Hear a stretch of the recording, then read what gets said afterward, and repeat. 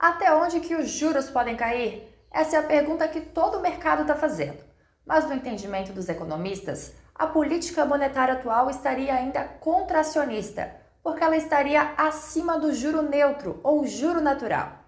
Nesse vídeo, a gente vai explicar o que seria esse conceito de juro neutro, por que houve uma mudança na projeção do Banco Central para esse indicador e qual que é a importância dele para entender melhor sobre a política monetária e por que o investidor deve ficar de olho. Economistas consultados pelo Invest.com Brasil avaliam que, ao mudar a projeção de juro neutro, a autoridade monetária indicaria uma elevação na percepção de risco, mas ponderam que o timing pode ter ficado um tanto atrasado para essa alteração. Mas primeiro segue o nosso canal para ficar por dentro dos conteúdos assim que eles saírem. E aproveita também para baixar o aplicativo do Invest.com Brasil e ficar de olho nas funcionalidades que são possíveis com o Invest in Pro. Afinal, todo mundo quer investir melhor, né? Segundo o Banco Central, a taxa neutra é a taxa de juros real consistente com a economia em pleno emprego e a inflação na meta. E do que depende esse juro neutro? A taxa de juros real de equilíbrio passa por variações durante o tempo e depende de fatores estruturais que condicionam a poupança e o investimento de uma economia. Segundo o Banco Central, depende de fatores demográficos e distributivos, de variação da produtividade e da taxa de crescimento do produto potencial, da propensão a poupar dos agentes econômicos, de perspectivas de longo prazo da política fiscal, fluxo de capital e de inovações no sistema financeiro, entre outros. Então, você tem uma curva, chamada curva IS, né, onde você tem uma ligação entre o nível de juros real, né, que seria, em parte, composto por esse juro neutro, né, e isso impactaria o hiato do produto. Né? E via o hiato do produto, você impacta a inflação, né? Que é o que seria na segunda equação, que seria a equação da curva Phillips. Acho que os economistas de mercado olham para essa variável com alguma importância para tentar entender se o atual nível da política monetária ela é expansionista, contracionista, né? Porque a depender de quanto é sua, por exemplo, no caso brasileiro, a sua Selic real, ah, a gente consegue saber se o quão contracionista está, o quão expansionista está, né? O Banco Central tenta colocar a taxa básica abaixo dessa taxa, ou seja, ele vai dar dinheiro a uma taxa inferior à que o mercado cobraria, ele vai baratear um investimento para o mesmo nível de risco. O Banco Central decidiu subir a projeção de juro neutro de 4 para 4,5% em junho. Segundo a autoridade monetária, esse indicador teria chegado a um vale com a pandemia de Covid-19 e voltou a subir. No entendimento de Tony Volpel, a decisão foi acertada. Então, eles aumentaram essa estimativa porque eles subiram os juros lá para 13,75, né? E estavam esperando uma queda da inflação e essa queda veio mais lenta do que eles estavam esperando. Então, teve um erro de projeção por parte do BC. Aí você tenta procurar de por que a projeção errou. Pode ter sido um choque exógeno de algum tipo, pode ter sido, por exemplo, a questão da política fiscal, e política fiscal é uma variável que pode impactar os juros neutros. Se você tem uma mudança de regime da política fiscal, então a gente estava num regime, por exemplo, regime de teto de gastos, né, implicava um certo impulso fiscal. Agora a gente tem um novo arcabouço fiscal que, de fato, tem um crescimento maior dos gastos e, portanto, terá um maior impulso fiscal. Isso, no equilíbrio, deve elevar os juros neutros. Né?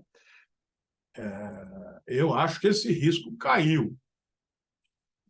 Né? Se você olhar a simples queda da Selic, melhora a trajetória da relação dívida-PIB, porque reduz a despesa com juros.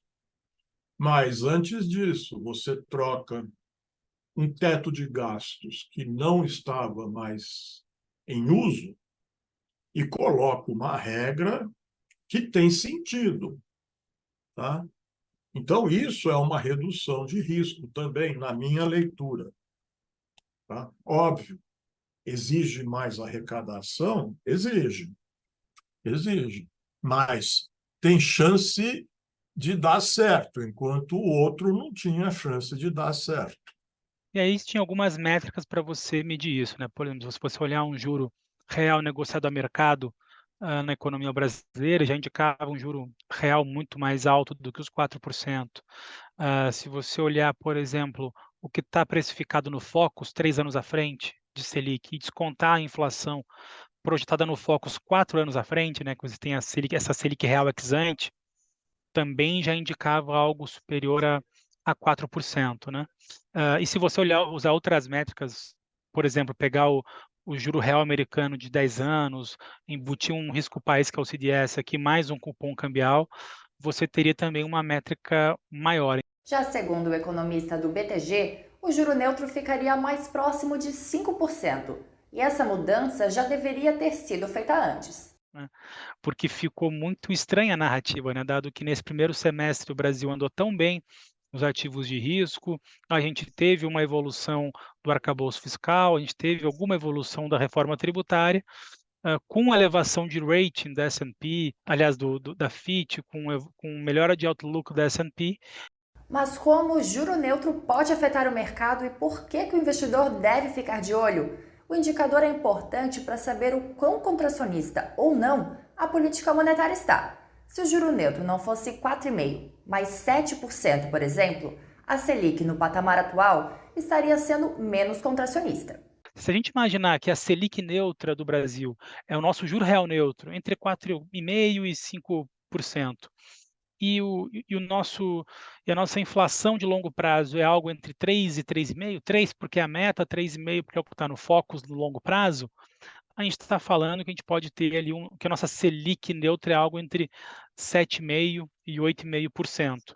Hoje o mercado e nós, BTG Pactual, vemos que o juro no final do ano que vem ele vai acabar em 9,5%.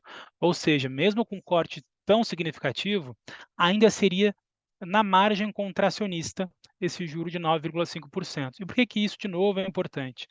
Porque se a gente voltar aos últimos 4 ciclos de corte de juros, o Brasil sempre começou com uma Selic num ambiente contracionista e terminou o seu ciclo de corte de juros num ambiente expansionista. Isso aconteceu nos últimos 4 ciclos de corte de juros. Se você pensa, né, que volta aquela coisa de qual é o juros nominal neutro, né? Isso é importante para você pensar qual vai ser o tamanho desse ciclo de queda. Tá? Em tese, tá, se o Banco Central, isso a gente só vai descobrir posteriormente, ninguém sabe isso hoje de fato. Se o Banco Central não exagerou na dosagem de juros nesse processo de alta, em tese eles deveriam, ao longo do tempo, né, levar a taxa de juros para seu nível neutro. E aí ela fica estacionada lá até você ter o próximo grande choque. Né? Aí o Banco Central tem que, né, entrar em campo de novo e subir os juros ou cair os juros, dependendo do choque. Tá? Se ele exagerou, ele eventualmente vai ter que compensar esse exagero levando os juros abaixo desse nível neutro. E aí você pensa, ok, 4,5, 3,5 dá 8. Tá? Então, 8 parece hoje, né, uma boa estimativa, tá, do que seria o juros neutro nominal e para onde a Selic potencialmente poderia ir, né, nesse processo de queda. Tá? Se você né, se você pressupor que não há outros choques, sempre haverão outros choques, mas você não sabe. Choque por natureza é uma surpresa, né? Numa situação dessa, como a atual, em que a inflação está caindo, essa alta não vai impedir o Banco Central de continuar reduzindo a Selic. Não vai. Por quê? Porque a taxa Selic está tão acima da taxa neutra que se a taxa neutra for 4, ou 4,5, ou 5, a Selic vai cair. A dúvida aí é, vai cair até quanto? Tá? E aí que esse 4,5 é uma referência. Porque você fala assim, se essa taxa 4,5 não acelera a inflação, eu vou na direção dela e a inflação não vai acelerar. E você, acha que o juro neutro deve mudar daqui para frente? Por quais motivos? Conta pra gente nos comentários. Por hoje eu vou ficando por aqui e até a próxima!